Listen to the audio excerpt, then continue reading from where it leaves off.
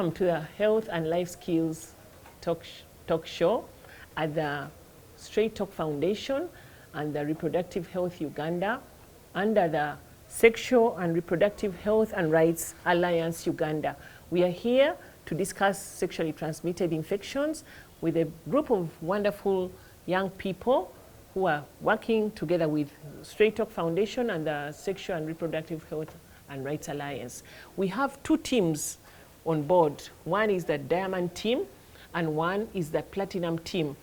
4 of these people, of these young people, belong to either team, and we will be having a competition as we learn about sexually transmitted infections and HIV.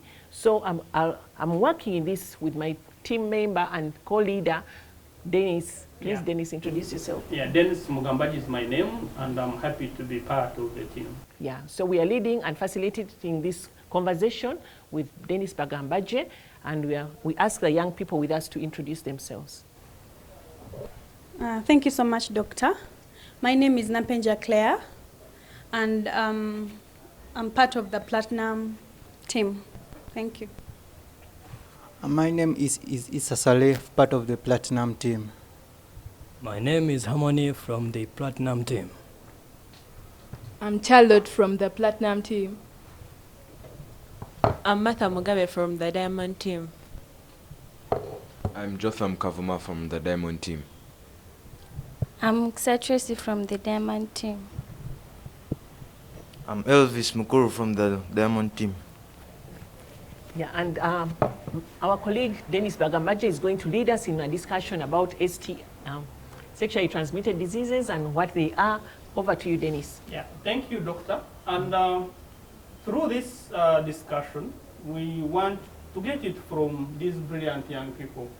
And to start with, I just want to ask them what they understand by the term sexually transmitted infections. Just feel free to share with us what you know about it. Sexually transmitted infections or diseases. These are the diseases that people acquire through unprotected sex with an infected person with an STI or a sexually transmitted infection like Candida. Okay, thank you. Any other person who wants to give his or her take? Sexually transmitted diseases can also be transferred from mother to child. Okay, thank you. Any other? Yeah, so thanks for those insights. What we learn from those 2 key definitions is that it is this infection one gets from the other person who is infected, as long as the intercourse or the intercourse they have had is not protected. Meaning, for one to get it, you must get it from the other person who is infected. And also, like what you have said, that yes, it can be gotten from the infected mother to the child. Yeah, thank you. The other question I also wanted to ask is, what does HIV stand for example? Yes, can we, yes? HIV stands for human immune deficiency virus. Sorry, human immune virus. Okay, thank you. Any the other person who wants to add? Yes, you want to add? Meaning you agree with what she has just said? All of us? Yeah. Okay. Doctor, you seem to be wanting to... I would like to add a little to what Claire said, is that HIV stands for human immunodeficiency virus, not just human immune virus. Immunodeficiency, because what HIV is that it's a virus that reduces your immunity, makes it deficient. Like if you don't take vitamins, then you are vitamin deficient. So the HIV virus causes the human person's immune system to be deficient. So it's human immunodeficiency virus. That's what HIV stands for. Yeah, thank you very much, Doctor. And I think, Doctor, also, you seem to be having yet another question you want to ask. I would like to ask our young people and the people out sitting watching us in your living rooms, what are the common types of sexually transmitted infections that you may have heard of or learnt about or read about? Yes, Kavuma. Gonorrhea. Oh, thank you very much. Gonorrhea is a common sexually transmitted infection. Yes. We have chlamydia. Chlamydia, trachomatis is another sexually transmitted infection. Thank you, guys. More? Amon? The HPV. Oh, HPV, what does that, can you say that in full? Human papillovirus. Human? Say that again, Amon? Human papillovirus. Human papilloma virus, a human papilloma virus. And there are various types. Yeah. And can you tell us what kind of common STD name is given to the disease that they cause? Pardon? The common disease that they cause. The common disease that they cause. Do you know that general name that people use? No. Well, does maybe Claire know? Anybody know that name of the disease they cause that the human papilloma virus causes?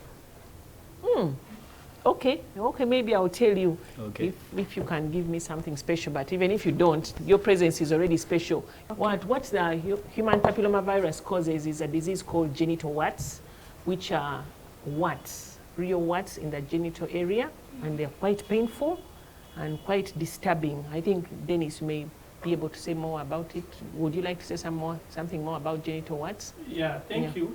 Maybe just like you put it, what is unique about warts is that they are so painful. Just like any other signs, but the warts are known to be quite so painful. Yeah. I wanted to add another one, herpes. Yeah. Wonderful.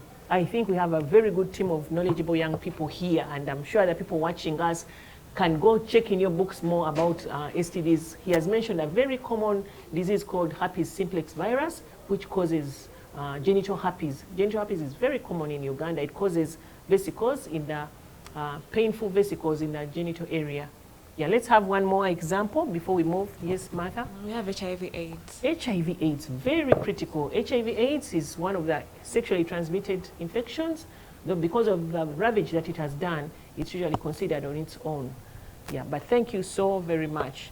Yes, did you want, let's have one more comment about the types of common STIs before we move on. Yes, Charlotte? I just had another one. Which one is that? Syphilis. Wonderful. Yeah, syphilis is another STI, common STI. So as we can hear, there are quite a number of STIs. Syphilis actually causes wounds in the genital area. So all these things, all these diseases are out there. And as Dennis said in the beginning, anybody who has sex, unprotected sex with an infected person with an STD, they will get that STD. And they have their own consequences. Which brings me to the question, what are the things that young people can do to reduce this risk of getting these quite significant diseases? Yes. Abstaining. Abstaining from sex. From sexual connections with other people. Yes, Martha? Then regular checkup. Regular checkup, how can that help you avoid STI? If you know your status, then you'll avoid sleeping with someone who has the infection. Oh, so you're talking about having the information necessary, knowing your status. Are you HIV infected or are you not HIV infected? So you can know how, when you have sex with somebody, it should be protected. And if you have a disease, you can have it treated. Doctor, something I wanted to ask Martha. You said when you check yourself and you know you're STI free, then you can be able to protect yourself. Assuming now you test yourself and you're positive of an STI, what would that mean? Yeah, then would that mean that you probably... You'll get medical attention. Okay. Yeah. Okay, thank you. Wonderful. Yeah, so let's have Issa. Yes? Yeah, having sexual education. Education about these diseases STIs. Can help us to reduce the risk. Yes. And then I'll have one more answer from Claire before. The other thing can be self-respect and for others, because once you respect yourself, it will limit you from being exposed to different different behaviors that can expose you to STIs.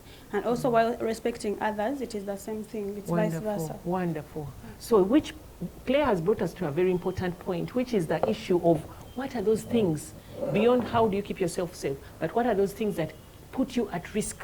Because that's what I would like us to talk about. Have you heard about some of those things that make young people to be at risk for STDs? Especially young people. We are talking about young people, not people 50 and above. Drug abuse. Drug abuse, how does that make you, a young person, be at risk? Because when you're under the influence of drugs, you're not in the right mind state, so you may end up doing things that you'd regret. Wow, thank you so much. So somebody under the influence of alcohol and drugs may not be able to make the right decision and may not even be able to know who is having sex with them sometimes. Yeah. Any other thing that put us at risk? Yes, Issa? Being ignorant. Like when someone advises you, don't do this, and you're like, why should I not? And like you do it, so that is one. Yeah, so lack of knowledge. So the more we equip ourselves with knowledge about STIs, the more we will be less likely to. So lack of knowledge puts us at risk. Yes, Kajo? Pornography. Pornography. How does pornography increase people's risk for STIs? Like whenever you watch pornography, you get so much sensitive to sex. And then? So then you will be so much affected to get one.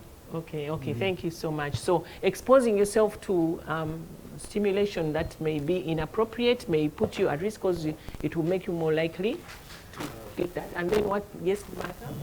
Then the high levels of poverty. Poverty. How does poverty put young people at risk for STDs? Young people may end up sleeping with older men to get money. Okay, which is what we call